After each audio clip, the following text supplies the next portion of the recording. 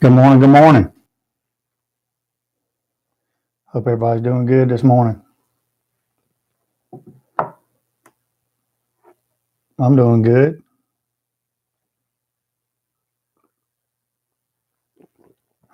My Jus Piddlin coffee cup.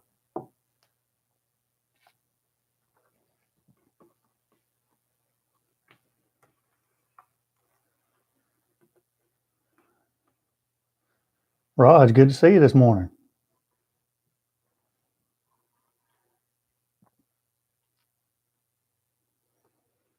Mark, good to see you. Brenton, good to see you. Brenton was the first one in this morning.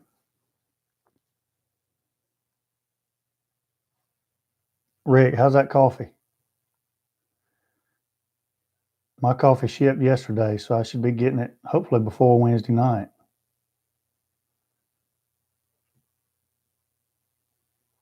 Mark, you ordered some too? That's good.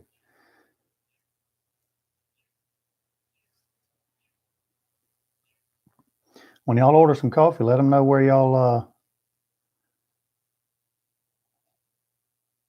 that y'all heard it from Jus Piddlin BBQ first, if you don't mind.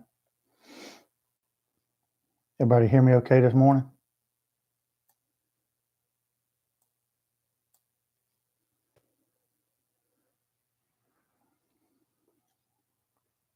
Well, thank you, Mark. You'll be getting yours shortly.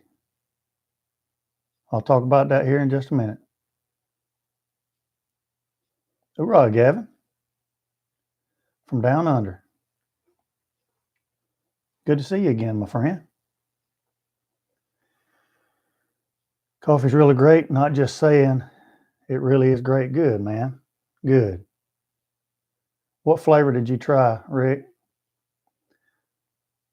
I have got the Integrity coming and one more. I don't remember which one it is. Morning, Mike. Loud and clear. Hope it's not too loud. I adjusted the volume on my mic a while ago. Yeah, I got a couple coasters. I ordered one of their mugs for my wife, and when it came in, it had a couple coasters and a sticker that was pretty cool. I put that on my Yeti and posted a picture of that on Instagram yesterday. Good, man. I'm happy about that, Rick.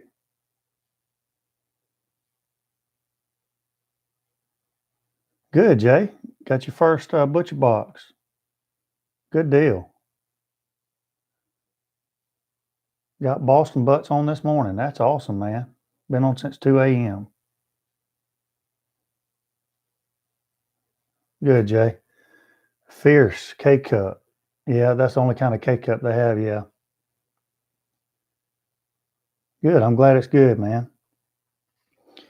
Well, here's the cup, in case anybody hasn't seen it on Instagram or somewhere. The ambidextrous Jus Piddlin BBQ cup. I have all of them boxed up, thanks with the help of my lovely wife, and they are boxed up, ready to be shipped out. I won't be able to ship them tomorrow, so they'll probably ship out Tuesday. So obviously probably won't have them for Wednesday, but definitely have them by next Sunday morning. So I hope you like those. Yeah, no doubt. No doubt, Roger. Actually, he came the next day, and everything was delivered good. The company included 2 extra mugs, and on some of the mugs you may see, and it's like for a right-handed person, it's the side facing you. There's like a little mark on some of them, but because it's on the same side on all of them, it's like that's where they fit it in the machine to like screen print the design on it, and it marred the cup just a little bit. I'm not really happy about that, but they did give me 2 free cups because of that. But other than that, I'm really happy with it. They come out really clear, and so I was happy with that. My first real experience buying my own logoed stuff that I was gonna actually ship to people. So it turned out pretty good.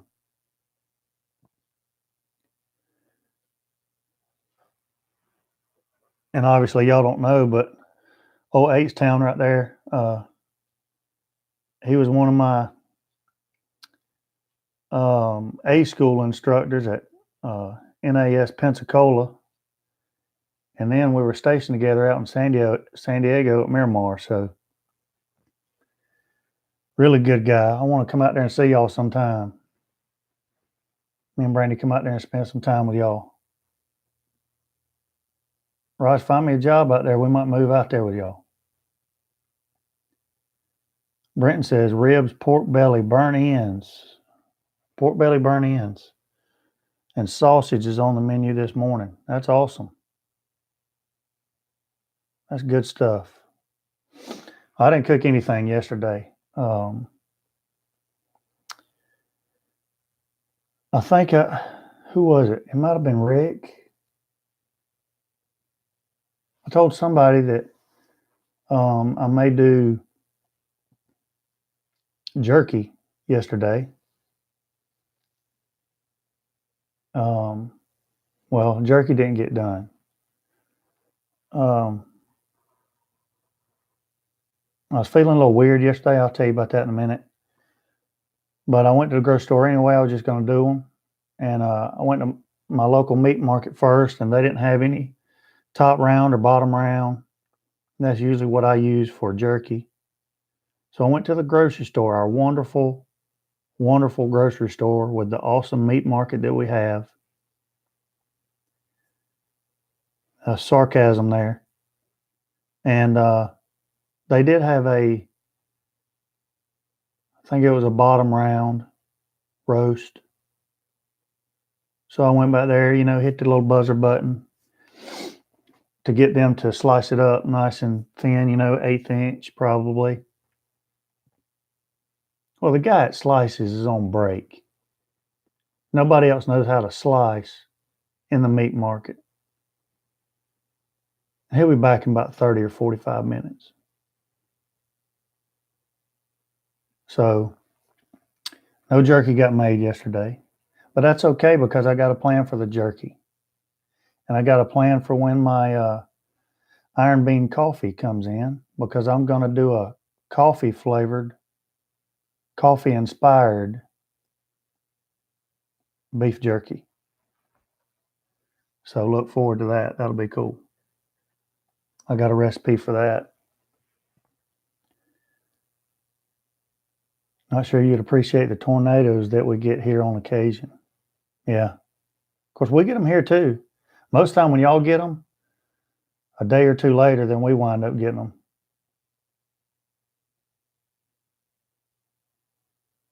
Beer can chickens for Gavin.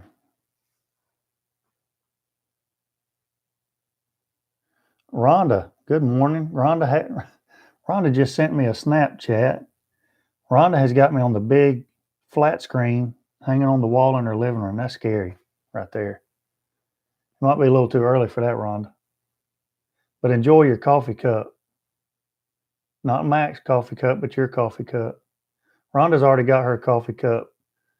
Rhonda and Mac, they come over to the house all the time, and they live about, I don't know, half hour away or so. And she works with my wife, so she got her coffee mug first.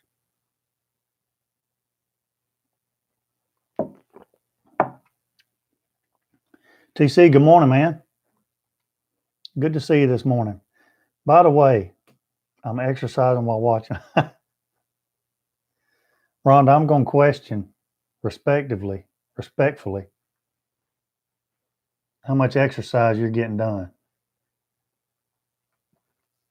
I know what Mac would say.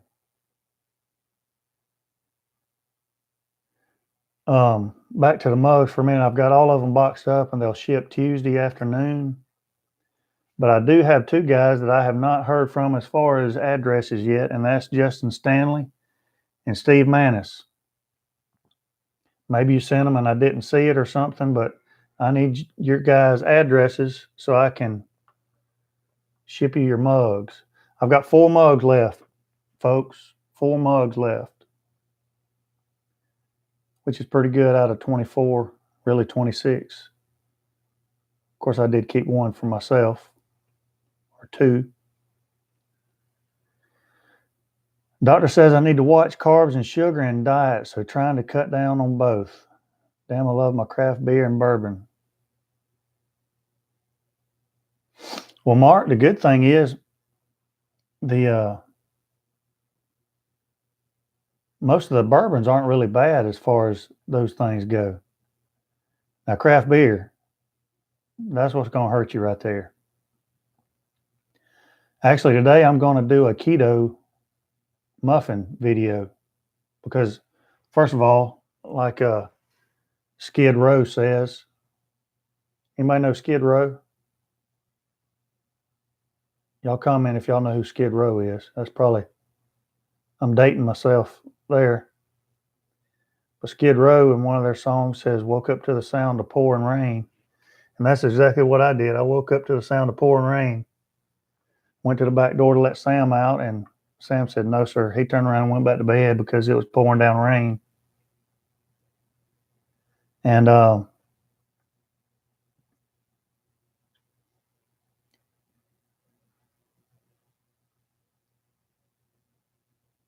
Gavin, I guess I could ship to Australia.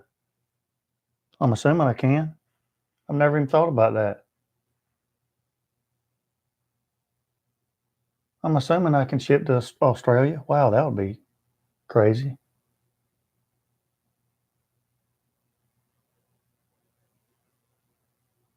Good morning, Chris. Good to see you this morning, man. Good morning. So, yeah, it's raining out there. It's windy, nasty. And so I may just do a keto breakfast muffin video today and post it for some keto folks. But I think I'm going to try to do the muffin actually on my pellet smoker. That way it's hitting a little keto folks, but it's also keeping it pertaining to barbecue. So we're going to try it that way, I think. I've never done it on, we make them things about every 2 or 3 days, but we've never done it on the smoker. So I think, yeah, I'm figuring it's probably going to be expensive too.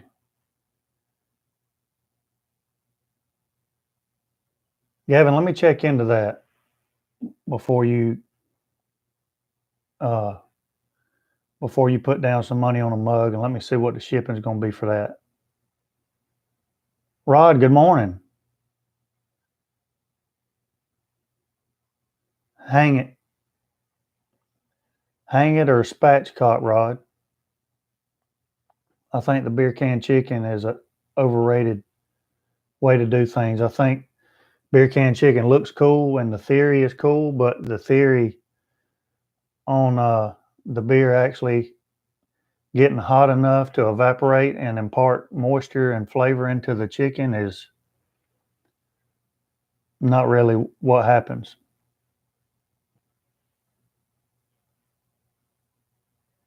Kip.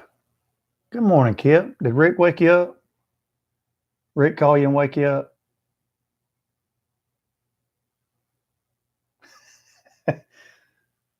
Good to have you, man. Kip, your mug's boxed up. It'll ship Tuesday afternoon.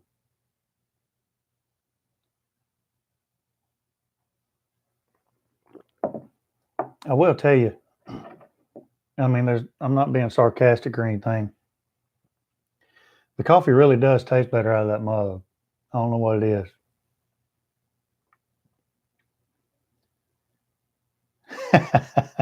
That's good stuff. Good afternoon, Kip. Yeah.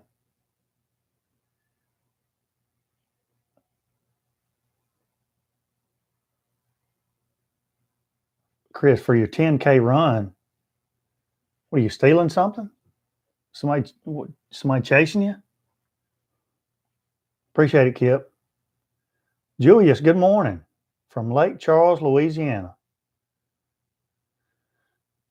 Good to have you, man. Good to have you.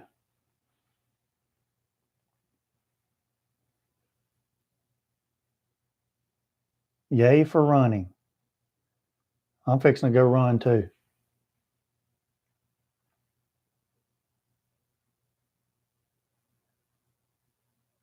So I know some people are going to be cooking for Super Bowls and all that stuff. So what's everybody cooking? Mike, good morning. Yeah, it would, Mike. The Moint balls. All right, Mark, I'm going to hold you to it now. I'm going to hold you to it. How you going to make them, Mark? Or what kind of meat combo are you using?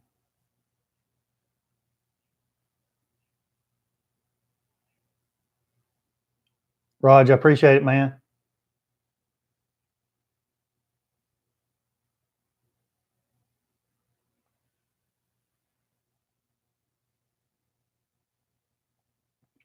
So just while we're just chatting this morning, and I'm sure Rhonda already knows about it. Rhonda and Mac, they follow them pretty good. But speaking of the Super Bowl, I saw yesterday where CBS decided to decline the offer of an ad for 9 Line Apparel. That was a almost like a rebuttal of the Nike Colin Kaepernick ad. And basically, the 9 Line Apparel ad was basically a just stand. They came out with a T-shirt. They're a T-shirt apparel company, veteran owned, and they support veterans with different types of donations and stuff like that. They're a really good company. Check them out if you have never heard of them, 9 Line Apparel. And they're only about 45 minutes from me down there in Savannah. And they were going to do a Super Bowl ad that was basically about freedom and about patriotism is what the theme of it really was. And their belief in standing for the flag and the national anthem. Well, CBS declined to show that ad. Now, CBS is evidently saying that they weren't sure that 9 Line Apparel could pay for the ad. The 45-second spot. Although I think 9 Line Apparel's annual earnings are around $25 million right now. But they said that they could definitely pay for the ad. They just don't want to show the ad. Which is another reason why I will not be watching the Super Bowl, nor would I be posting a video of anything that I'm cooking for the Super Bowl. Just me and the wife, so cooking wings and tacos. I like it.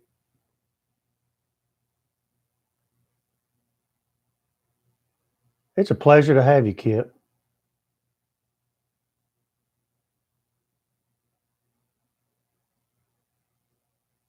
No, no, I'm not going back to bed. I'm going to go for a run. I'm going to sing cadence the whole time too. I'm going to give you that old Marine Corps spirit, Raj.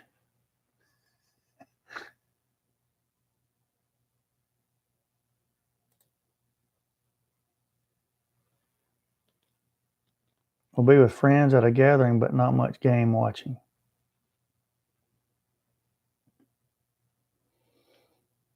But I thought that was quite interesting and shows the level of bias that we have in this mess today. Sad state of affairs when it's you hit the nail on the head right there, Mike. I've got a few of the 9-line apparel shirts, and one of them it's a shirt that says "I serve, I stand," and I wear it as much as I possibly can to work. Good morning, Austin. What part of Texas are you in, brother? That's right. And Kip, I blame that mostly on the leadership of the NFL, to be honest with you, and money, and money.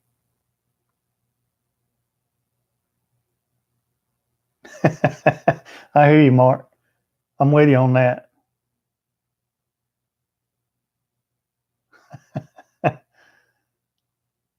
Panhandle of Texas. That's exactly right. It's about that money. It's about the money. And I would imagine that because there is a lawsuit pending with Colin Kaepernick against the NFL, that has something to do with it too, about not making it look like they're picking sides or making it any worse than it already is. Well, I got a feeling the ratings are going to drop anyway, because now you've got people that are wanting to harass Maroon 5 for doing the halftime show and trying to talk them in to doing some kind of kneeling or something like that during their performance. I mean, it might as well be a Hollywood Grammy Award show or something like that now. You know, it's not about the game anymore, which is a shame. Happens here in Australia. That's right, Gavin. I mean, that's what it's all about. That's what it's all about.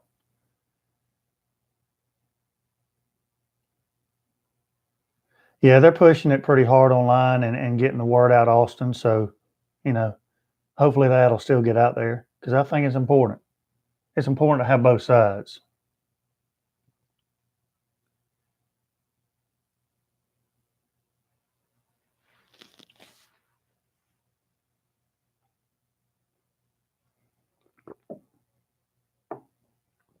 And, you know, people make the argument to me sometimes that, well, they've got a right to do that, and they do. And, you know, being a service member, you know, people say, well, you fought for that right for them to be able to do that. And that's true. But my response always is, just because you have the right to do something doesn't make it the right thing to do. That's some Jus Piddlin words of wisdom for the day. My dad was in the Army, so I'm always going to remove my cap. I love seeing stuff like that, Kip.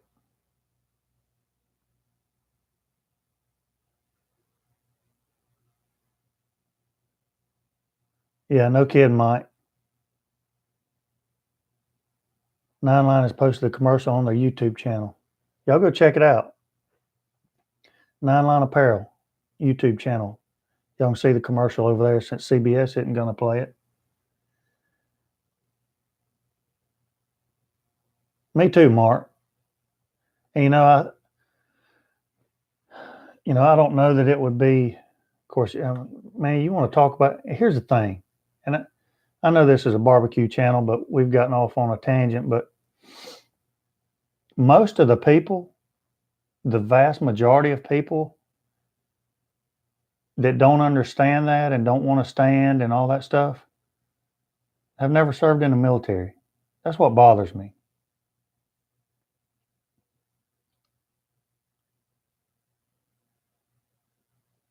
I think everybody would have a greater appreciation of those kinds of things if you had served in the military. I don't think, because our country is a free country, that you necessarily want to force people to join the military. Although I do think that that would be a positive thing. It's hard to see both sides of the coin when you haven't been on the other side of the coin.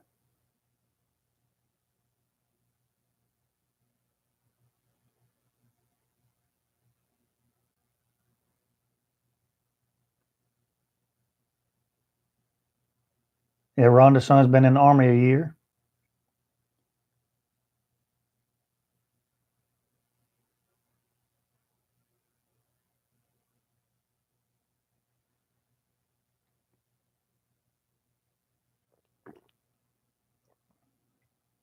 Roger, that's a little creepy.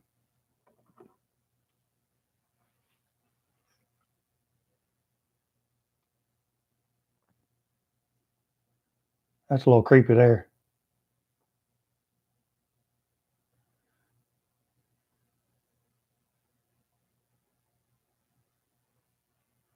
Taught my son early on to respect the flag and country. Now he's recently married and has flag flying in front of his house. That's good, man. I love seeing that stuff. And what's crazy is that there is actually two sides of that. It blows my mind that there's even people who would not want the American flag in their yard. That's amazing to me. Wow, you talking about talkative.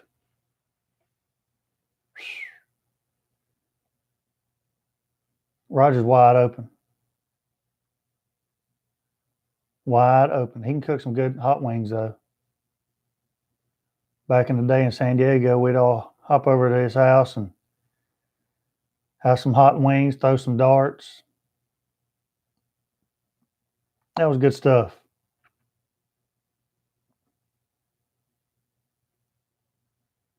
Good times.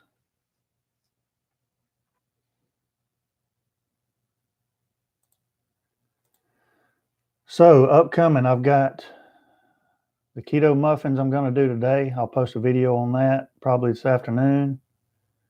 That's not going to take long. It'll be a short video, but they're really good. They're easy. They make about 16 or 18 muffins. We put blueberries in them, give them a little more flavor and stuff. But they keep for several days. And so, we'll eat 3 or 4 of them for breakfast in the morning. They're small. But I hope it was decaf. But they're really good. So y'all check them out. And then later on, after this week, after I get my Iron Bean coffee, probably next weekend, I'll do the coffee inspired beef jerky. That's going to be good. I'm looking forward to that.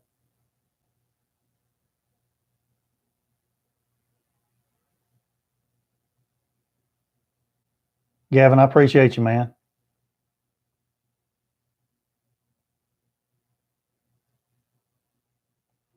Some of the best friends I've ever had and still have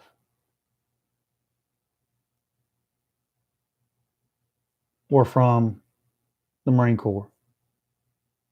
I mean, Roger, and Roger will know who I'm talking about. Roger, Bill, Poe, Joe Allen. I keep in touch with those guys. Joe some, but Poe and Bill Moody, I keep in touch with them at least once a month, probably. Great buddies. And it's one of those deals where you can not talk to them for months, but it's one of those buddies that that if you ever need anything, one call away and they would be right there. you know. People that you went to school with from elementary school all the way through high school and grew up with your whole lives, you never hear from anymore. And if you called them, even ran into them, they would act like they didn't know who you were. That's just the difference in the connection you have with people that you serve with in the military, and that stuff's priceless.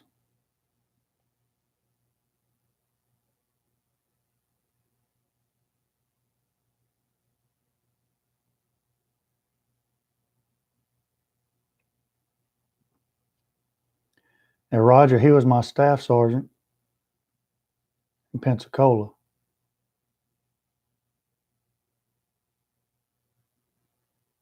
I enjoyed that. Man, Pensacola was awesome.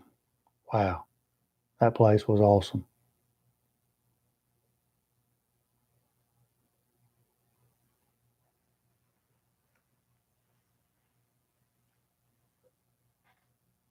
They are hard to find, Rick. That's why I can. That's why I can probably count them on one hand. They are rare. My dad was a big football fan. We watched every Super Bowl together until he passed away 10 years ago. 30-year Navy veteran. Thank you for that, Jay. I appreciate that. You know, I talk about it some in my intro video to my channel, the long one. My granddaddy, he was a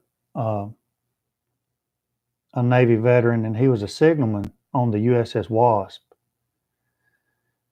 But the USS Wasp back then was also on the task force to pick up the Gemini capsules when the astronauts splashed down in the ocean coming back from space. And I don't have it in here. I have a sheet that has two of the astronaut signatures on it. And I've got some 8mm video up in the attic that he took. It's actually been transferred to a VCR tape, which I need to get transferred to a DVD, but he took some video that he wasn't supposed to take of some of the astronauts being pulled up and the capsule being loaded onto the Wasp. So that's pretty cool stuff. I'm proud of that.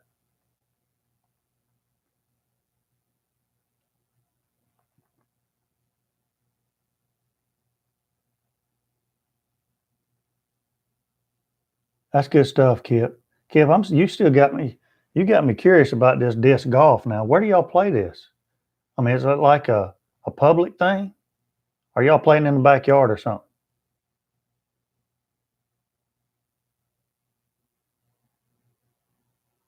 I agree, Jay. 2 butts, 4 baby backs on the smoke. That sounds good. That sounds good. TC, what you cooking them on? Public courses with baskets. Disc golf. That is crazy. Kid, where do you live? I've never seen that. I mean, I've seen disc golf. We, have tried to play it some in PE at work, but never a public disc golf place.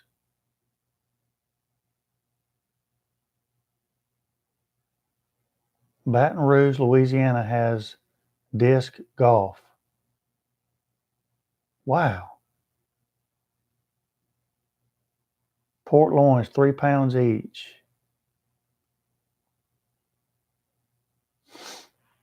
Port loins, let's see, 3 pounds. So that's probably half of a whole port loin, I would think. There's a couple of things you could do, Gavin. You could cut them. Sometimes I do this. I'll cut them into like really 1.5 inch thick center cut loin chops and cook them as chops. You can cook the whole thing whole, rub it down with a little binder. I usually use olive oil. Put your favorite rub on there. Set your smoker to about 250, 275, and just smoke them. You could also wrap that thing, drape some bacon over it, cook them with that bacon on top. That'd be really good. Or I've got a video I did a long time ago, and the video really kind of sucks, to be honest with you. But that was when I was first starting my channel. Not that I've gotten much better. But I did a stuffed pork tenderloin or pork loin where I filleted it open, and I think I stuffed it with cream cheese and spinach, I think. And it turned out really good. Just the video part was not very good. But you could kind of butterfly that open, roll it out, kind of flatten it out, put you some cream cheese, some spinach or whatever you want to fill it with, some sausage, that would be good. Roll it back up, get you some butcher's twine, tie it up, put it on your smoker and smoke it. That's really good. Now, my brother does stuff some of his with apples. Sometimes it turns out really good. Sliced apples.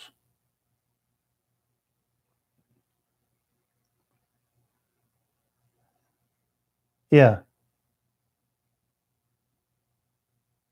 Mark, you gonna try that today? A little disc golf? Mark's gonna try some little disc golf today. I still have a collection of discs to play. Mike, no you don't. Come on, Mike.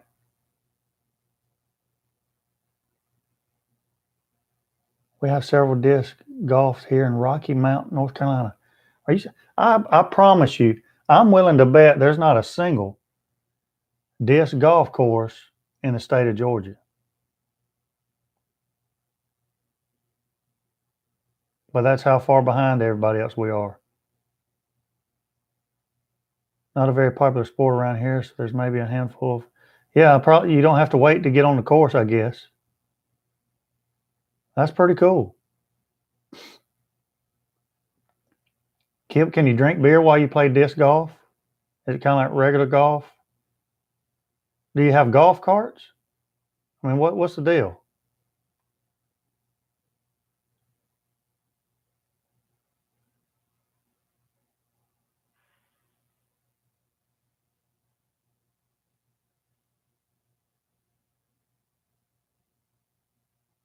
Yeah, Gavin, if you fillet that thing open and stuff it with something that whatever you like, decide if you want to go with a savory type or a sweet type flavor. Some sliced apples, or you could do the cream cheese and spinach type, or you could do or sausage, and then roll that thing up. That'd be really good. The Come on, Mike. The PDGA. Surely that doesn't stand for Professional Disc Golfers Association. You just made that up.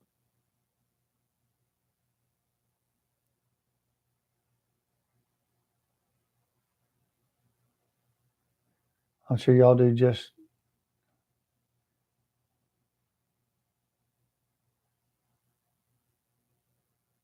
What? You can drink some. Some of the guys even smoke marijuana. What in the world?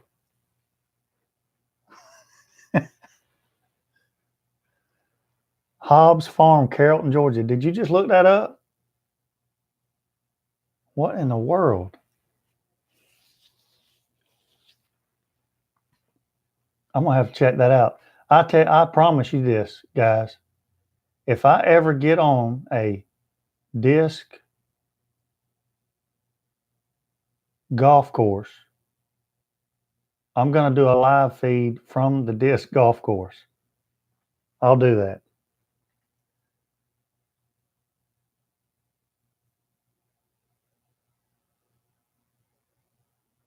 Wow.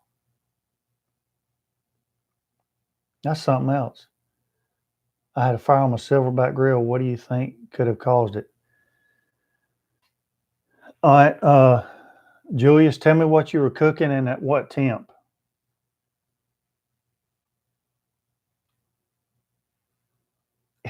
It's probably not going to be tomorrow or this week, Mark. Maybe next week though. Mark, I may call you down and we'll do that together. Take Harley with you. Golly. I'm glad you said that, Rick. Good morning from Shannon, Mississippi. Can you give me a quick tip or two for a few Boston butts? I'm about to roll 3 of them. Yeah, man. And I've got several videos on my channel, but I know it takes a while to watch some of my videos. I'm just going to tell you what I do. I rub mine down with olive oil as a binder. I put my favorite rub on it. But before I put the rub on it, I'll go ahead and trim off any extra fat that I don't want in the finished product. Then I'll put my rub on it, put it on your smoker and cook it depending on how fast you want it done. But I usually go 250, 275. You can get a spray bottle, and I usually put about 50-50 of apple cider vinegar and water. I've also used beer before. And about every hour, just go out there and spritz it. Keeps the outside moist. And the moister the outside of the meat is, the more smoke that it's going to pick up. Depending on what kind of wood you're using, you'll get a better smoke ring if you keep the outside of your whatever kind of meat that you're using moist.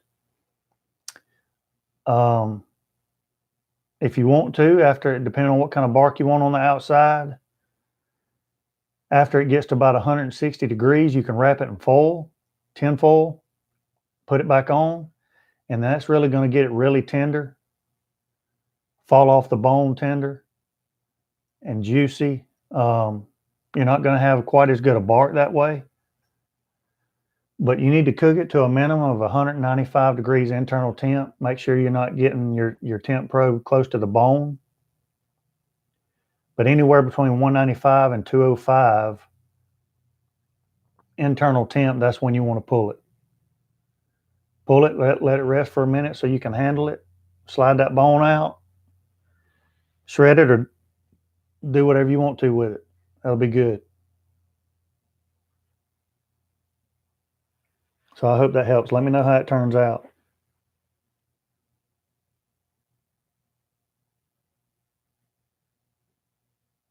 Gavin, it is raining and a little bit windy at this point.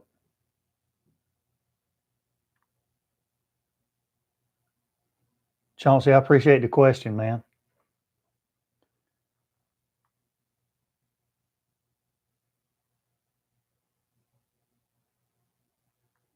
Raj, I don't rant.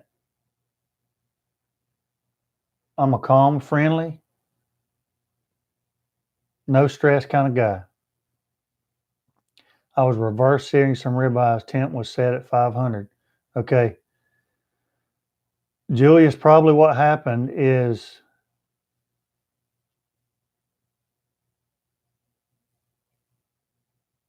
here's what I have found about pellet smokers, especially. If I'm going to be doing a high temp cook, 400 or higher, and I know I'm going to be cooking at that temp, I always pull everything out before I start to cook and make sure that everything in the bottom of my grill is really clean. Because just the last time, when I did the steaks, I think last week, the butcher box ribeyes on the tailgater, and I did a reverse sear.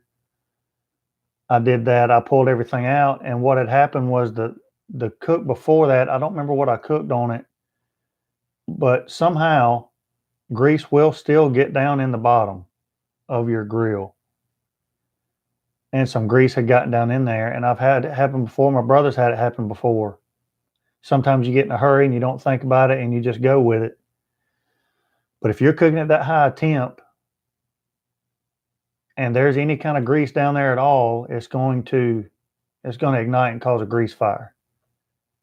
And so that might be what happened. I'm guessing that's probably what happened, that somehow some grease got down in there, and what you wound up having was a grease fire. I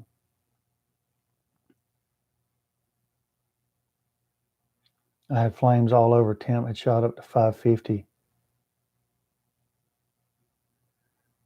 Julius, I really think I would almost bet money that it was a grease fire. And so what you have to watch out for, and if the fire was mostly towards your grease can end, that would even lead me more to say it was a grease fire. But where that drip pan, that drip pan is sloped, and then it fits in that trough, and then you've got the spout that goes down into your grease can.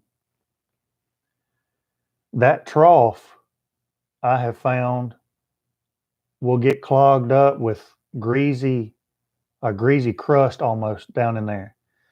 And so now what I've started doing about every 2 or 3 cooks, or every 2 or 3 times that I clean my grill out, I will take my grill jacks or a putty knife or a screwdriver, something, and scrape that trough where my grease pan fits in down there. And I'll get chunks of big greasy, flammable stuff. So before I vacuum out the inside of my grill, I scrape all that up, suck it up too, so that stuff won't ignite. I've had that happen once, and I learned from that. So I really think that was probably a grease fire. And I'm not sure why, but I never had that happen with that gas grill. I had that gas grill 9 years. But I never had that happen with a gas grill. But it seems like no matter what brand pellet smoker you have, that it's really susceptible to grease fires. So be really careful with that. Me personally, I don't think that pellet smokers, you can cook at high temps. I just don't think they're made for that. Can they get up to 500 degrees? Yeah, they can. I just don't think that's their sweet spot.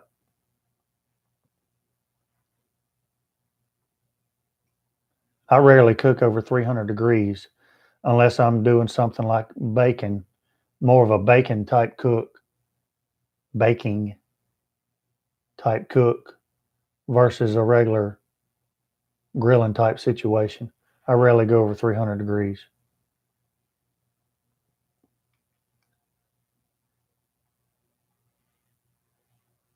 Yeah, I agree with you, Gavin, 100%. Maintenance, maintenance, maintenance. And Rick, that's what I try to preach almost in every video that I do a pellet cook with. People just don't understand how important that is. Again, I think the worst thing anybody ever said about a pellet smoker is that it's a set it and forget it grill. It's not a set it and forget it grill. You're not dealing with a heating element. You're dealing with a real wood fire in the bottom of your grill. After it gets going, it's a real wood fire. So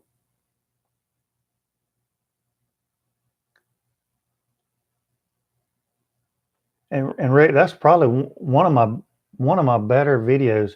I had a guy. I wish y'all could see some of the comments that I get.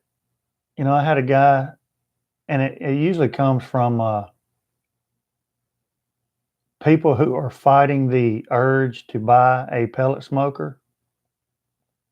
They don't want any part of it. And in one of my videos, it was like the pellet grill Q&A video. I did a long, long time ago.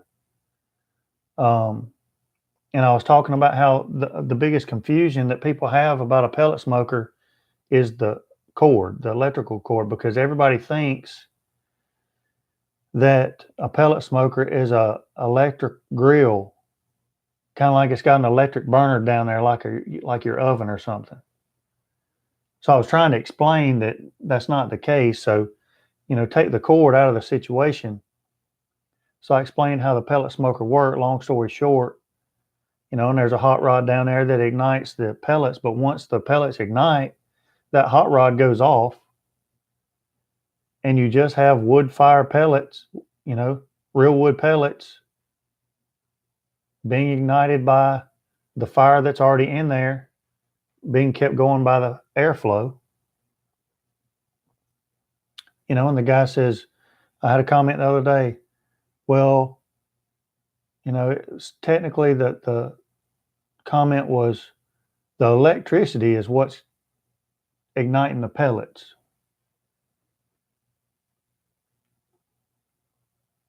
I mean, I guess, but that's not really true.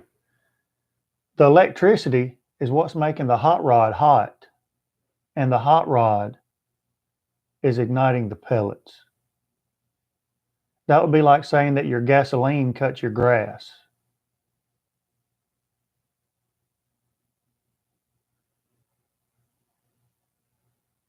The blade on the lawnmower cuts the grass. It's just like, I mean, what are we arguing about here?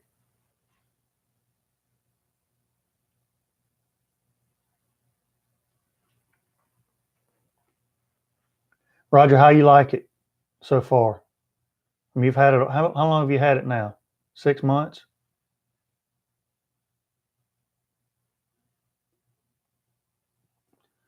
Cooked thighs with Italian dressing and lemon marinade, I found works well.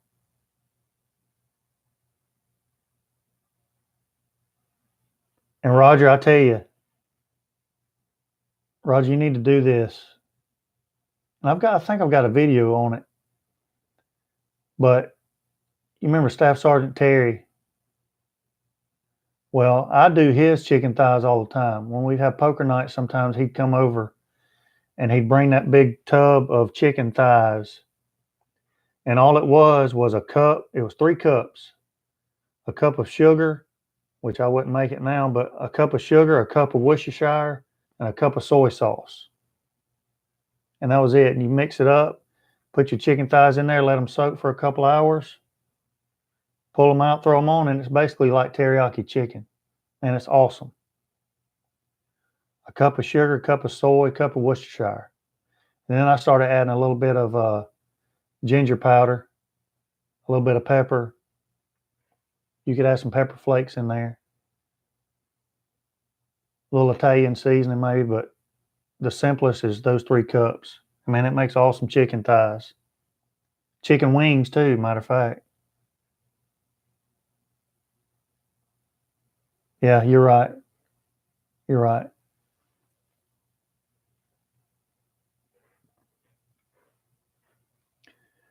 Well, Julius, I hope that helps, man. I want everybody to have a good experience with their grills, no matter what kind of grill you got. And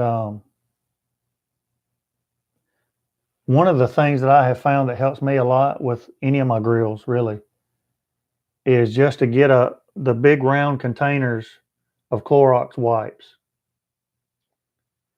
And that really helps me keep my grills clean inside and out, really. And also, my meat probes, like my thermopop, you get in the habit of just sticking that probe in there and reading it, and you take it back out, and it's got that little sleeve you put it in. But I got to think, if you put that thing in there without cleaning it, all that grease is going to get packed down in there, and sooner or later, something's going to grow. So I like, wiping that off before I put it back in the holder and stuff like that. So those Clorox wipes help me out a lot with my grill maintenance.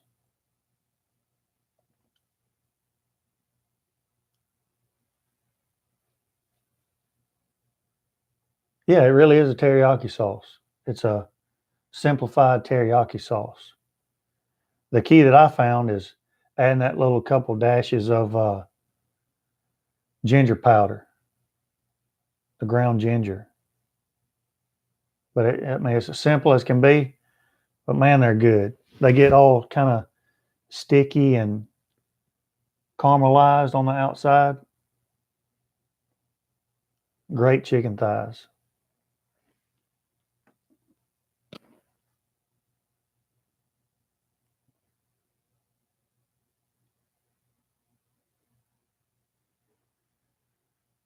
Anybody having any other problems or issues with their grills or their cooking or anything?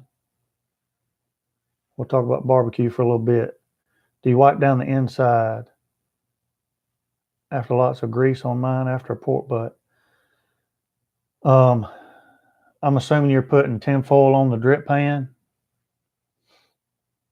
That's one of the biggest things that helps me keep the inside clean is putting tinfoil on that grease pan, and then I just rip it up, put a new piece of tinfoil on it, and that keeps it really clean. The other thing is making sure, because you know that drip pan, when you got your drip pan in your grill, in that Silverbac at least, but what I've seen so far is most pellet smokers, you've got your drip pan in there. There's a little gap in the front and a little gap in the back that your drip pan doesn't cover. Make sure when you're cooking that you have your meat over, especially a fatty piece of meat, that you have your meat over that drip pan and not over one of those gaps, because that is what's going to cause grease to get down in the bottom of your grill. So just make sure that you don't have your meat over that gap.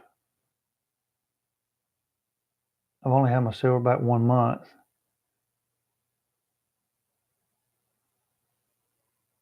Yeah, Julius, if you haven't seen it, I've got a video that's called "How to Clean and Operate a Pellet Smoker Pellet Grill Safely," something like that. I've got an orange sleeveless shirt on. You can't miss it.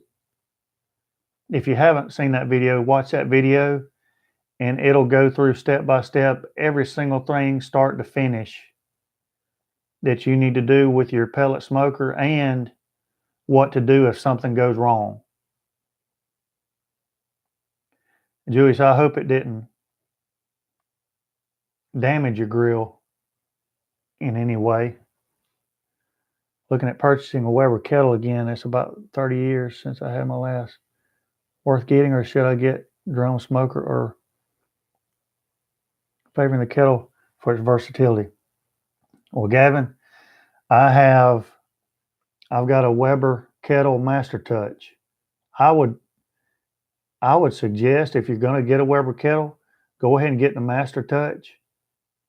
I did a review on it, a review video when I got it, but it comes with a top rack, a little warming rack with it, a little half moon. It comes with their actual grill grate, has a center grate that you can take out. That way you can use their wok system and different kind of pans and settings like that in the middle. And it comes with 2 charcoal baskets that you can move however you want to inside the kettle and create different hot zones with. And it comes with that little wire rack on the back where you can slide your lid over and it holds your lid. So I would suggest the Weber Master Touch if you're going to go with a kettle. But I also have that pit barrel cooker, and I love that pit barrel cooker. It's fun. Me personally, I would suggest the pit barrel cooker, just because to me it's a lot more fun than a Weber kettle. And it comes with, although it's known for hanging meat, it does come with a grill grate that you can also use just like a regular grill, and it comes with a hinged grate, so half of it hinges down. So you can hang meat on one half like ribs, but you can still cook chicken wings on the other side. And that's a veteran-owned company. Noah and Amber, great people. Noah was a Navy corpsman, and great people. So I would suggest the. Now I don't have a Weber Smoky Mountain. I think they're great from what I have seen. I don't think you can go wrong with those. So, but I love that pit barrel cooker. Some of the best ribs I've ever cooked is on the pit barrel cooker, for sure. Making hot wings today and going to make a honey sriracha sauce. That sounds good. The sidewalls. I haven't experienced that very much. But again, most of my cooks, even burgers. If I do burgers on a pellet smoker now, I cook them at the highest temp is like 275. And I really more or less smoke them instead of like grill them like you would think of grilling burgers. So I don't think that grease is actually popping and moving around. Even bacon, I don't cook at high temps. I just haven't experienced that as much on the sides. But no, I don't wipe down the sides of my grill with those wipes. I've tried to do it in the bottom sometimes, but it seems like that it's not real. Those wipes aren't real good for wiping stuck on greasy stuff. They're more for dried grease and stuff like that. And I've seen several other people say that they've had problems with grease on the sides of their grill. I just haven't really experienced that for some reason. Bacon wrapped jalapeno poppers. I love those jalapeno poppers. Man, they're a lot of work though, but they are worth it. Mark, I appreciate you, man. We'll see you Wednesday, and the mugs will be on the way Tuesday afternoon. I mean, you're not going to go wrong no matter what you do, Gavin. You know. Matter of fact, I think I have an Amazon link for the Weber Master Touch on some of my videos. If you go down to the bottom, it'll probably be on this one after it posts. I think I've got an Amazon link for the Weber Master Touch. If you go that route. Julius, bless you, man. Great to have you. TC's on the Yoder YS640. Yeah, I bet you are happy. That thing's awesome.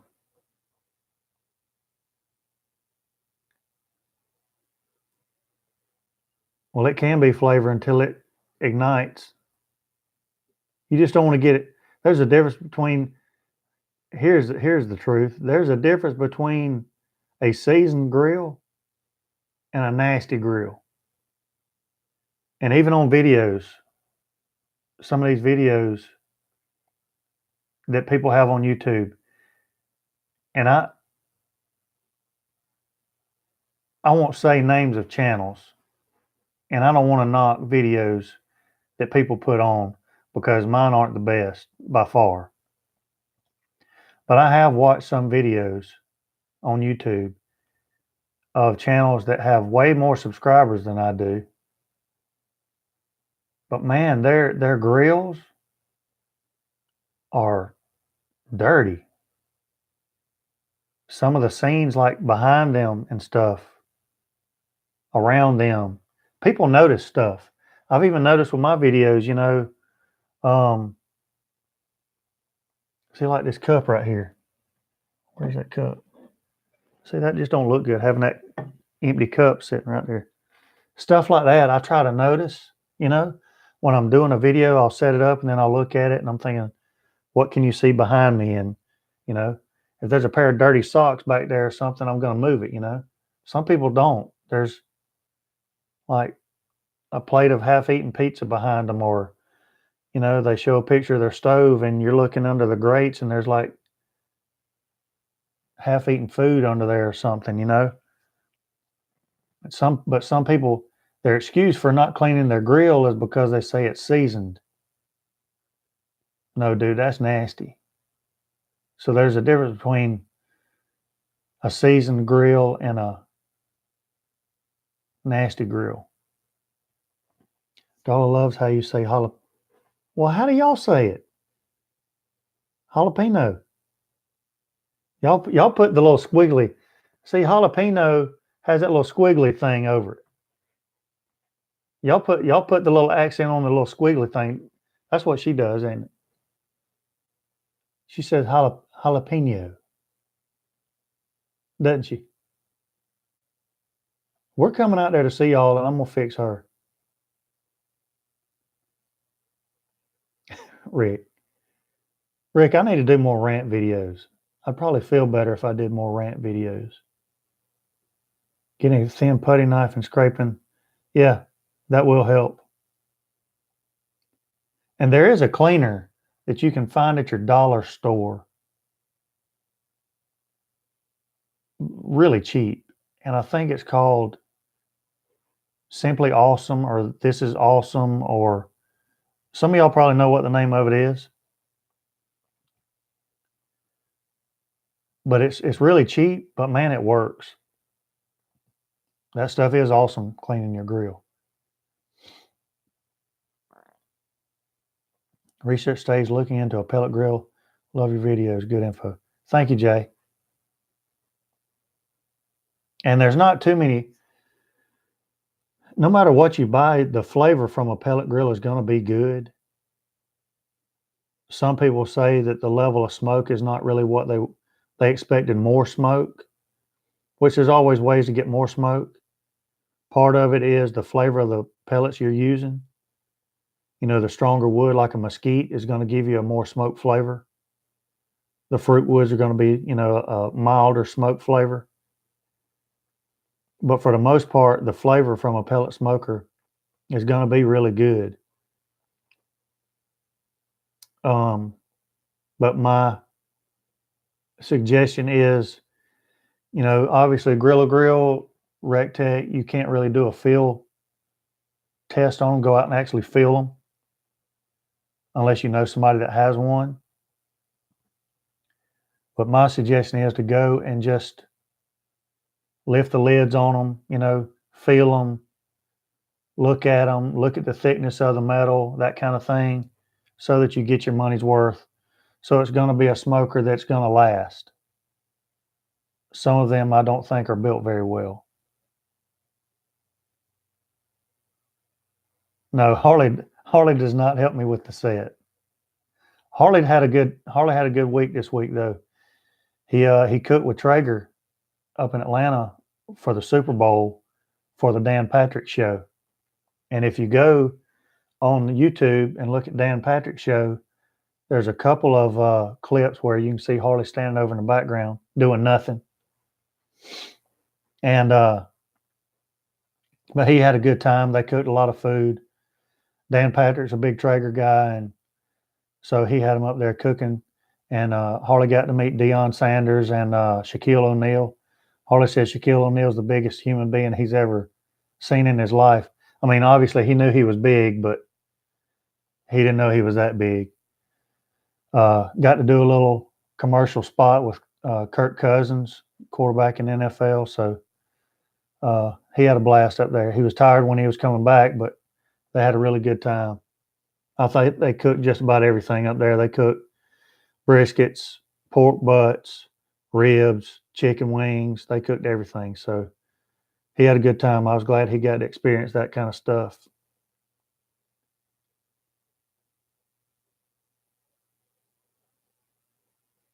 Yeah, no kidding, Gavin.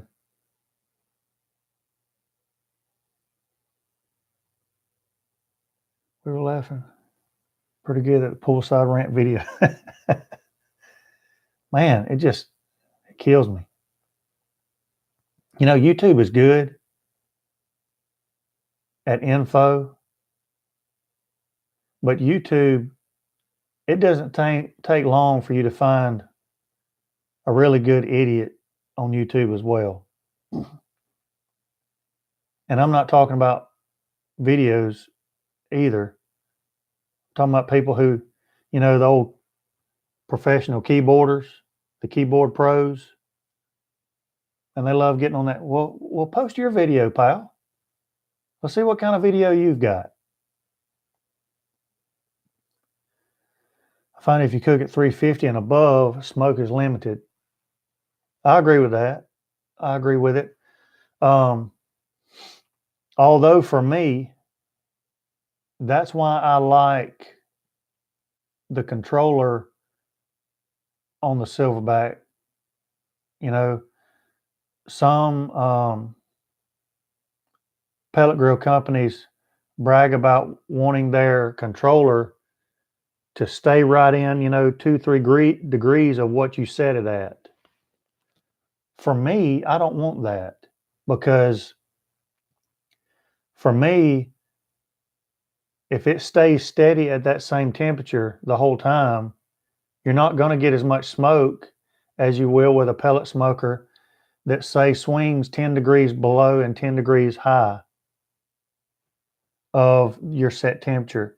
And the reason why is because if it dips 10 degrees low, then your pellet smoker is going to dump more pellets in there to raise that temperature back up, which is going to cause more smoke to come again.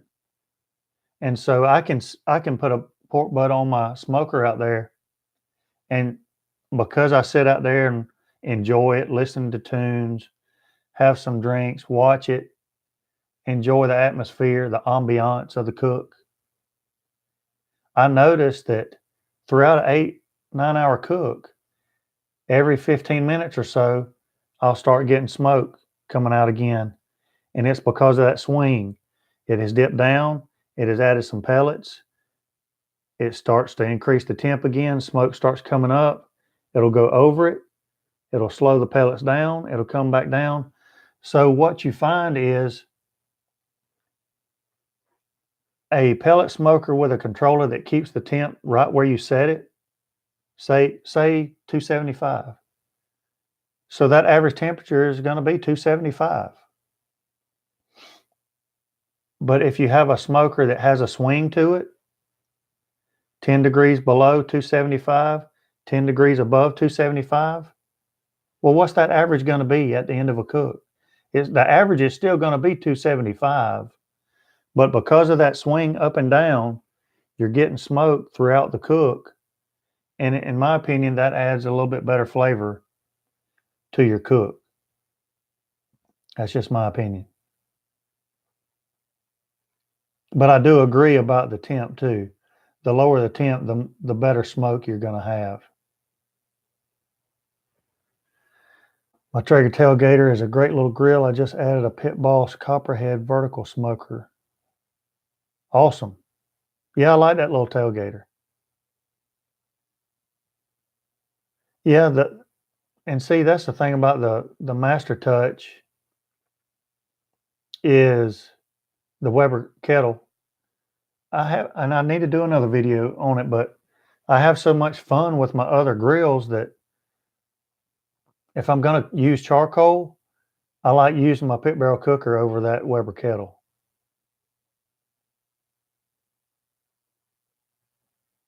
Rick, I could probably do some research, and in about 10 minutes, I could do a rant on the 9-line stuff for about an hour. But I would probably offend a lot of people, and some people would get triggered. And snowflakes would start falling, and all that stuff. So I try to avoid that and try not to get too political if I can.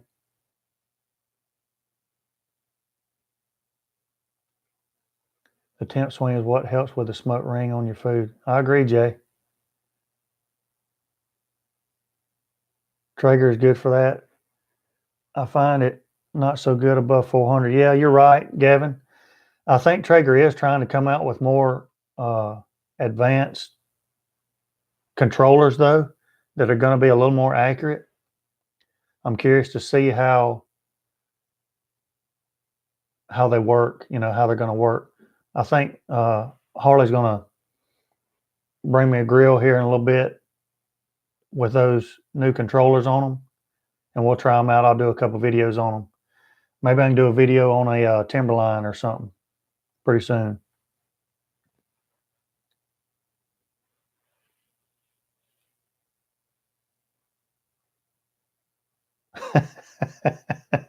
Yeah,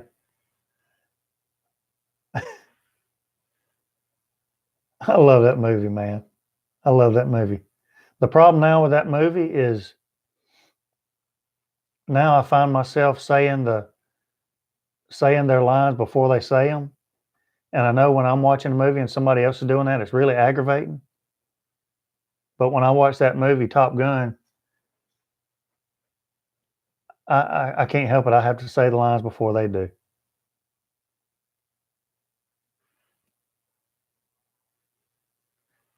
The only time, yeah, heat treating steel. And by the way, your oven doesn't keep a constant temperature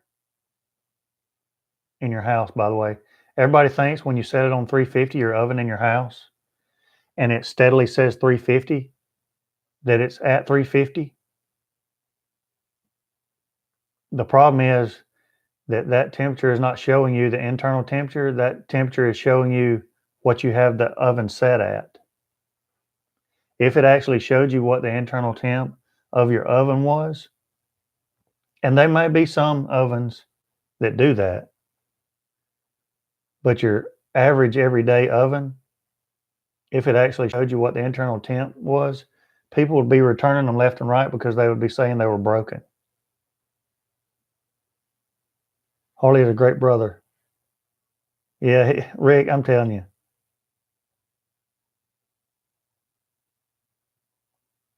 he is a great brother. He really is. I love him to death. My unit is only small, but it does the low and slow good. There's nothing wrong with that, man. CJ Graham, have you ever had an issue with the auger not spinning on the Silverbac? I have not.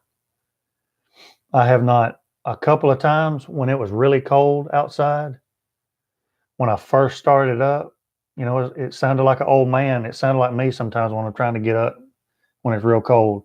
It kind of moaned and groaned for a minute, but once it got hot, it was good to go. So a couple of times during startup, it kind of moans and groans a little bit, but I haven't had any problem with it not spinning.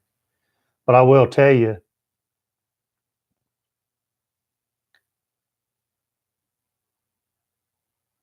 if that is happening, contact Grilla Grills, Mark Graham, and they'll get you, if it's an auger motor, they'll get you a new motor. I would say though, CJ, unplug your grill, empty your pellets out, and just look down there and make sure inside the auger that something isn't stuck down in there. Um,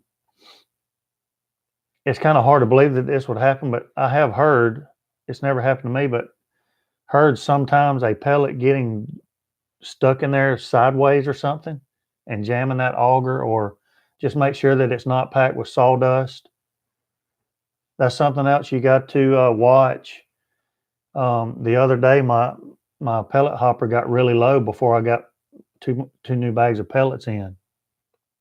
And before I put the new bag of pellets in, I looked down there and there was a decent pile of sawdust in my hopper.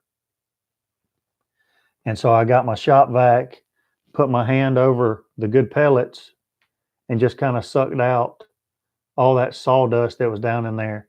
Stirred it up a little bit. If I found any more, I would suck it out. That way, all that sawdust didn't go down into my auger. Because after a while, if there is any moisture in there, and then there is sawdust in there, it'll kind of bind up. So, just kind of look out for that too, sawdust in your hopper.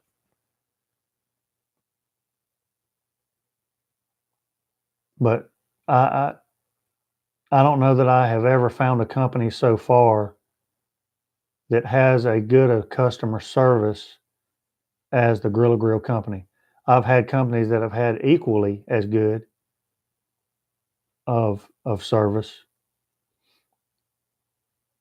but not better.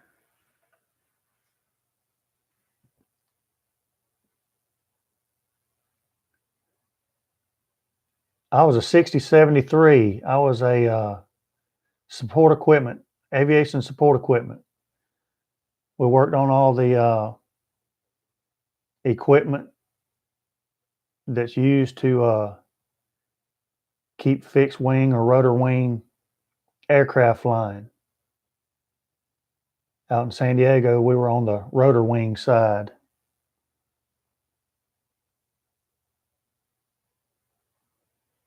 Oh, Roger H-Town, that was him as well. Although I think he might have been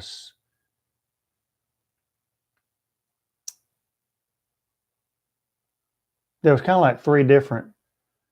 There was like the electrical side, there was the mechanical side, and then you had other different areas such as cryogenics and stuff like that.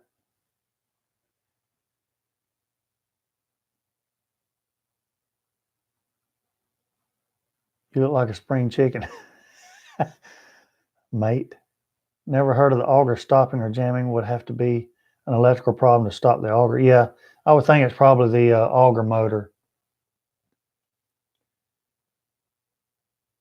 But it's nothing to change that out. They've even got videos on that, so it would be really easy to change out. And they're really good about getting stuff like that out pretty quick. So, all right, guys, we've been on here over an hour. Yes, I was an electrician. The smarter guys are the electrical guys.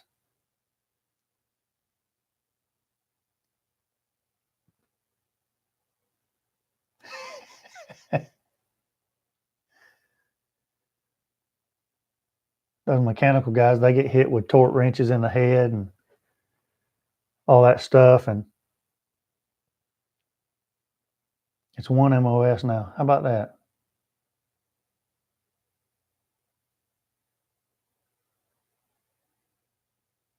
Yeah, that's basically what we did, Gavin. All the mobile electric power plants and all the tugs, tow tractors, and the jennies, and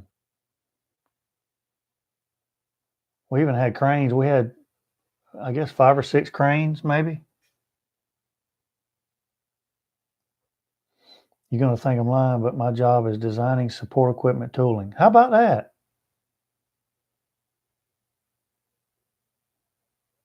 If you can say, Mike, what company is that? That's pretty cool. Yes, a rifleman first, that's for sure. I did shoot range high expert on Paris Island.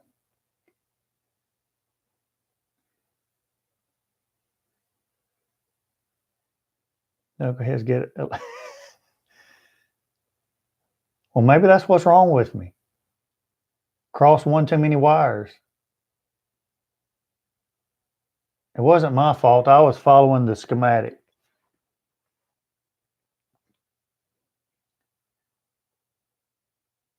Yeah, the patty bones.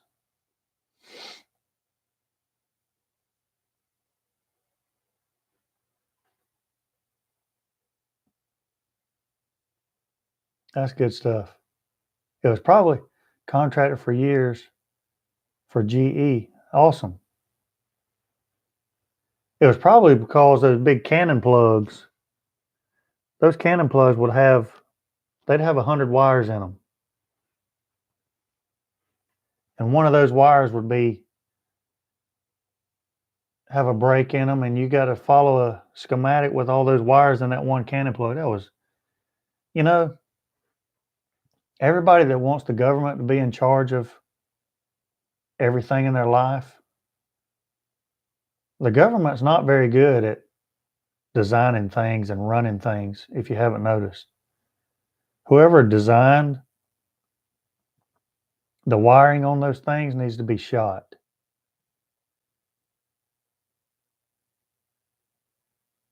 Exactly. Yeah, I see Jake all the time on Facebook and stuff when he's not posting his new tattoos or his new girlfriend or something about crane operating and that kind of thing.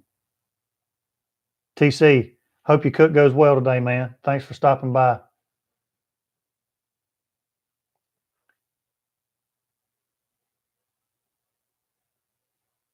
Hey, spray and pray, Gavin.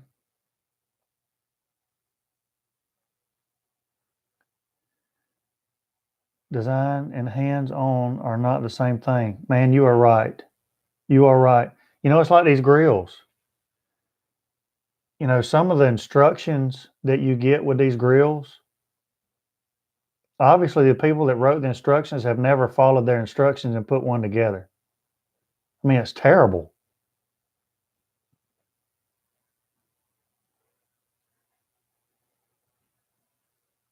That's what it's all about, man. Your mug will be on the way this week, TC. Appreciate it. All right, guys, I'm going to get out of here. We've been over an hour. It's been fun talking to you guys. Roger, great, man. You was pulling one over on me for a little while. I didn't know that. I guess the H is for Houston because I didn't know that was you.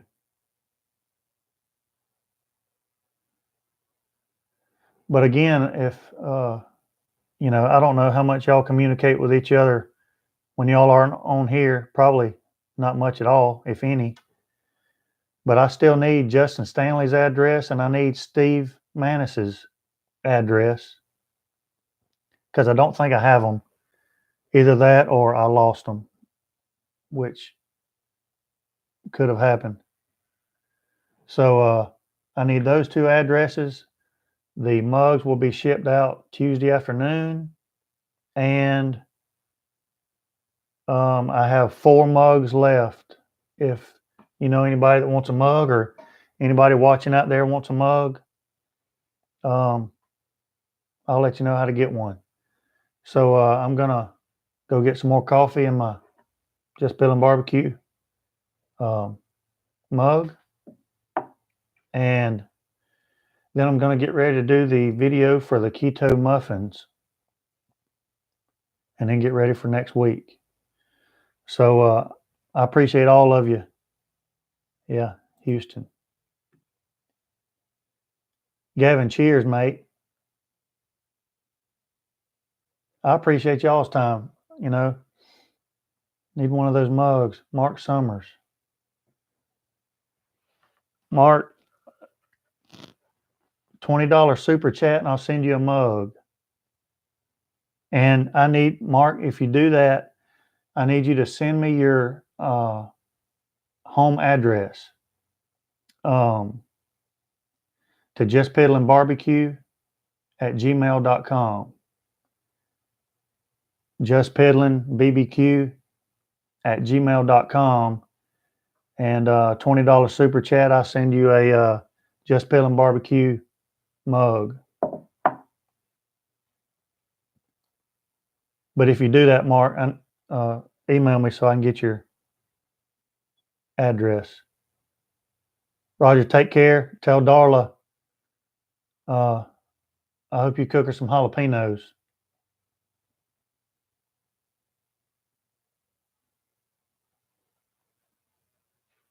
The Crazy Pop, hello, hello. You're catching us right here at the end. We've been going, golly, an hour and a half. Y'all tell me if these things start getting too long. I only planned on the morning show being 30 minutes, but we get to talking and it gets to going. How the name Jus Piddlin evolves. Gavin, I kind of explained it a little bit in my intro video. You should go, when you have some time that you're not doing absolutely anything and you're bored to death, you can go watch it. My intro video, but basically it was my daddy used to say it all the time. That's what he was always piddling, and piddling is just messing around, you know. You don't really have a schedule. You don't really have to do anything. You're just piddling around, you know. I'll go piddle around in the yard, or I'll go piddle with a wood project, or I'll go throw something on the grill and piddle around with it, or whatever. And so my daddy said it all the time. If I hadn't seen Daddy in a little while, I'd go out there and see him, and ask him, Daddy, what you been up to? And he'd always say, "Oh, just piddling." And he passed away in 2008, and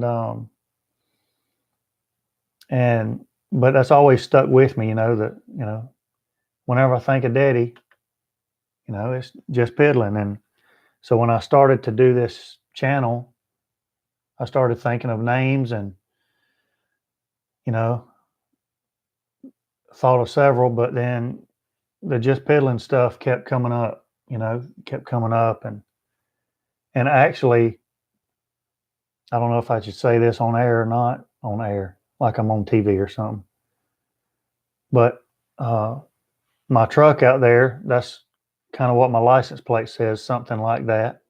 I won't say specifically, but so I already had it on my license plate, and so I just came up with Jus Piddlin BBQ, and it has stuck, and I wouldn't change it for anything. So it just kind of reminds me of my daddy, and then a lot of the cooking aspects of everything, reminds me of my mom. So it's kind of a way where, even doing cooks, I may not even talk about them at all, but it's kind of a way for me to think about them while I'm still doing other stuff. So that's kind of why I do it. That's kind of how the name came about.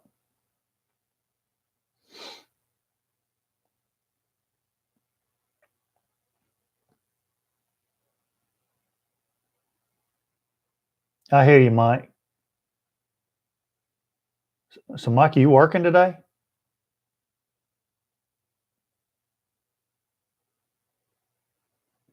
Piddling down under is having a leak. If you know what I mean. Having a leak, piddling, so taking a whiz.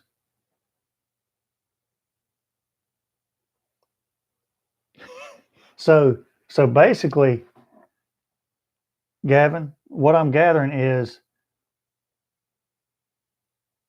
my name in Australia really means just pissing. Is that what we're talking about here?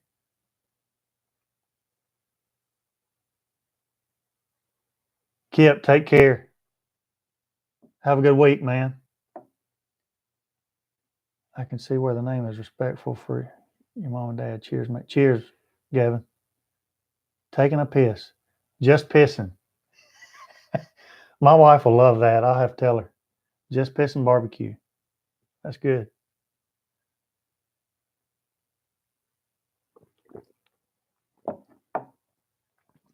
So, Gavin, when you first saw my channel, did you think, why in the world would that guy name his barbecue channel Just Pissing Barbecue? That's crazy. That just goes to show you, you just assume, and you shouldn't assume, but you just assume that names of things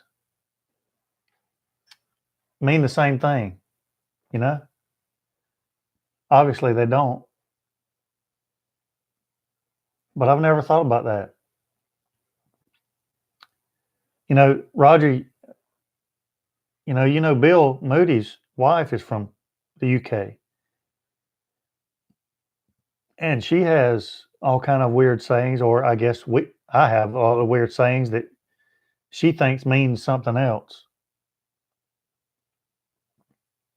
Like if I'm aggravating her or picking at her, I think she says I'm taking the piss, or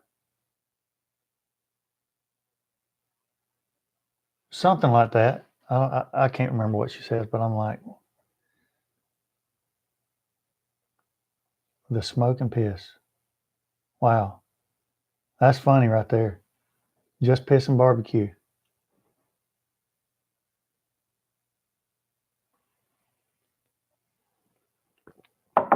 All right, guys, the coffee's all gone. I'm going to get out of here. Hope everybody's cook goes good. If you watch the game, I hope your team wins. I hope everybody has a good week. Thank you so much. I can't tell you again how much it means to have all these guys show up on my channel at 7 o'clock in the morning. For some of y'all, it's probably, heck, for Roger, it's 8:35 here. What is it, 6:35 there, Roger? I appreciate all you guys. Gavin, I appreciate you, man. All the way from the land down under. Gavin, I keep saying I'm going to get off here. What's a Vegemite sandwich? Vegemite sandwich. You know that song I'm talking about? Men at Work? I've always wondered what Vegemite sandwich, what is that?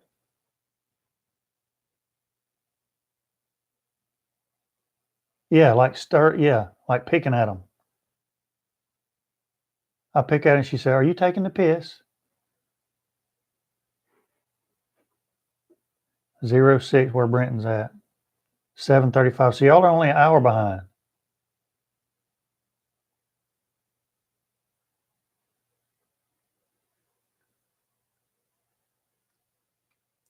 Raj, how close are y'all to Texas?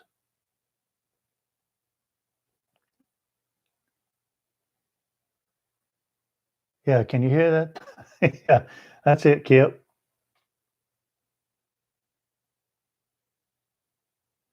Vegemite is an acquired taste.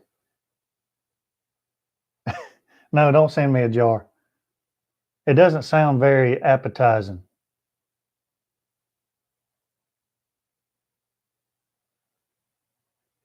Is it a meat? And do you eat it? That's the big question. Gavin, if you don't eat it, I'm not eating it.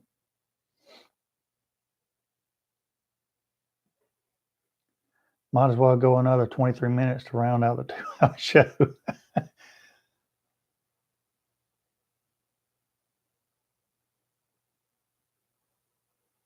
2.5 hours away.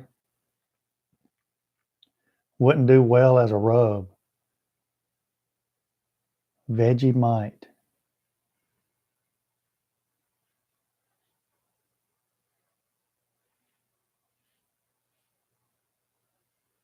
'06 when your live stream comes on. Wow. Brenton, I appreciate you tuning in, man.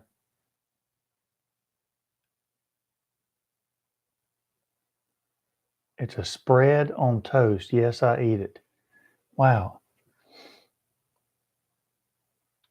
I'm going to look that up as soon as I get off here. I'm going to see if I can make some Vegemite. Vegemite on the Just Pissing BBQ show. I love it. I'd have never known that that's what this meant, Gavin, if we had not been doing the morning show. Gavin, that would be outrageously expensive, man.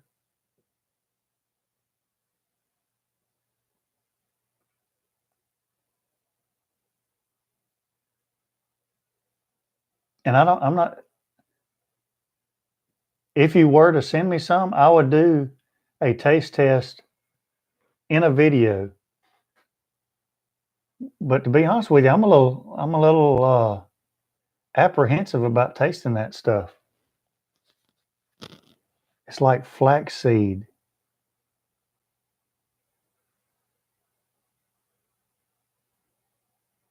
Wow.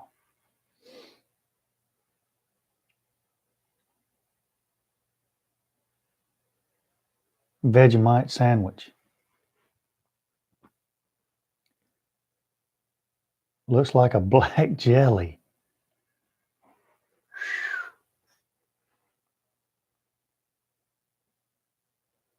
It would be okay. The taste test would be good.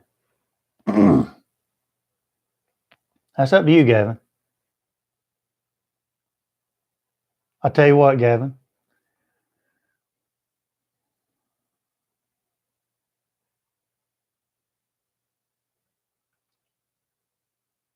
Gavin, you send me a jar of Vegemite. Now, this is like legit Australian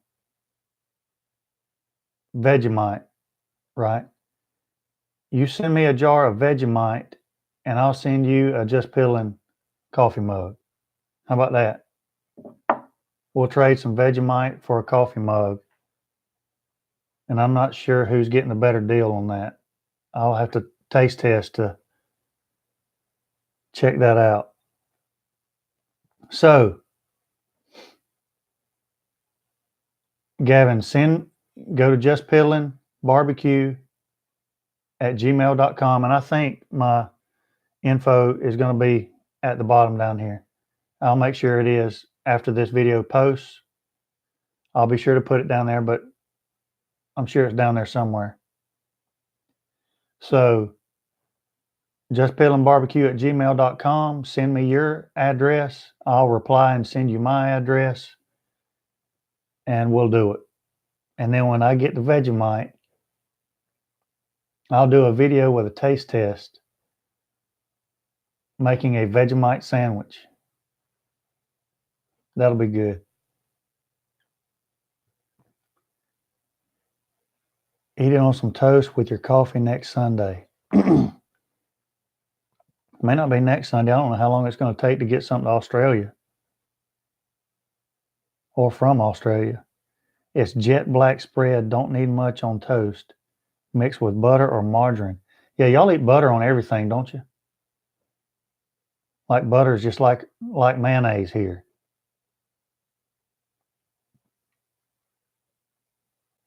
Yeah, well, I'm ready to get out of Georgia, brother. I've had enough.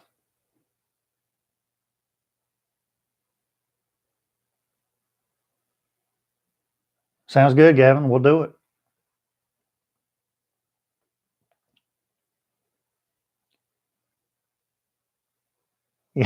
Yeah, yeah. I don't know if I need to thank you or not. I think everybody else is more excited about this deal than I am. It doesn't have an expiration date. Wow. Not sure what I've gotten myself into here. Great Mills Barbecue. Good morning. Good morning.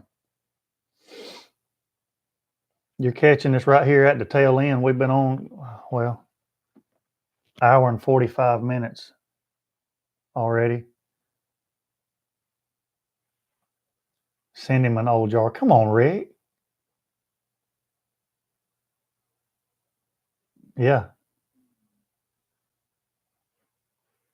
I think Gavin's taking the piss out of me.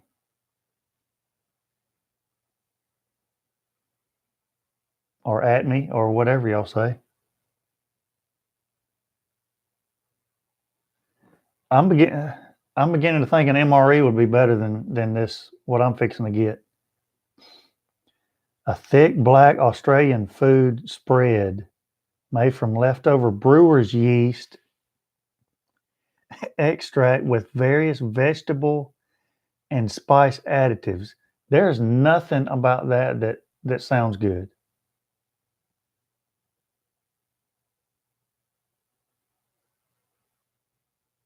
Taking the grandkids to see Disney on ice today.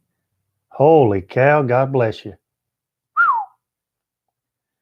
Brent Mitchell, worse than an MRE. No doubt.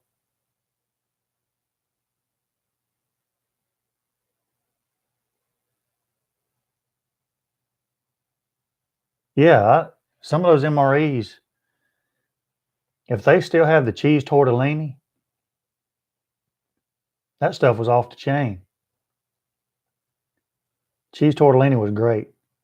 Oh, ham slice wasn't bad either. Very good.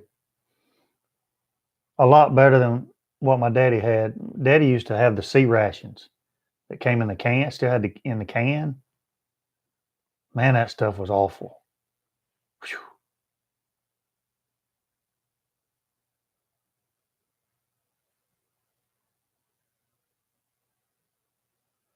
I am on the hook now, Brenton. What's the four fingers of death?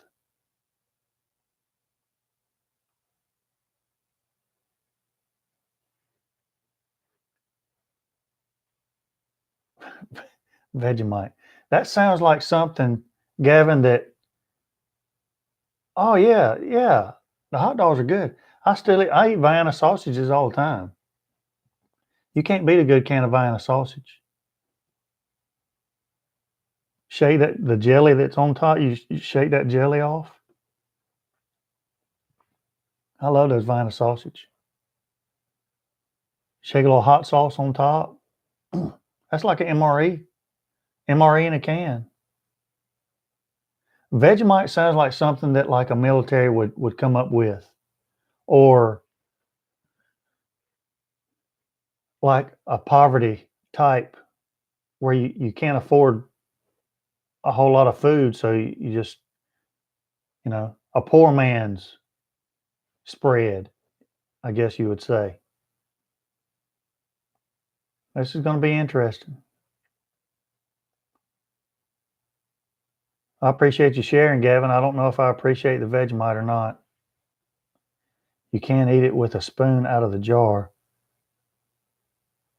Thank you. So I need to butter some bread and then put the Vegemite on it.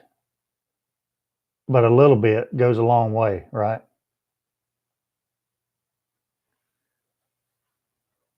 That sounds like something government would do. If you get them fresh enough, the jelly is, yeah, you're right. There's not as much jelly on them as there used to be, though, Mike.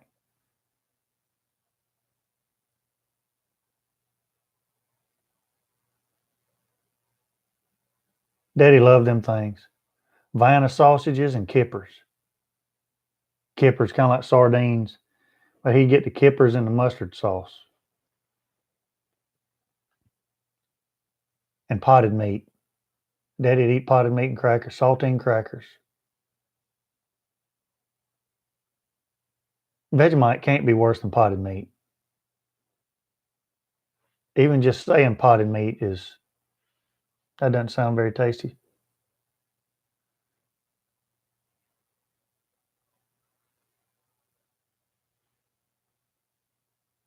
Yeah, stinky fish. Yeah, the good old days. That's right. Go fishing with Daddy, you're either going to get Vienna sausage for a snack, kippers, or potted meat and crackers. I'm craving them right now. All right, guys, that's it. I love Spam. Fried Spam, slice it about that thick, sear it on both sides, mayonnaise. Sometimes the simplest things are the best.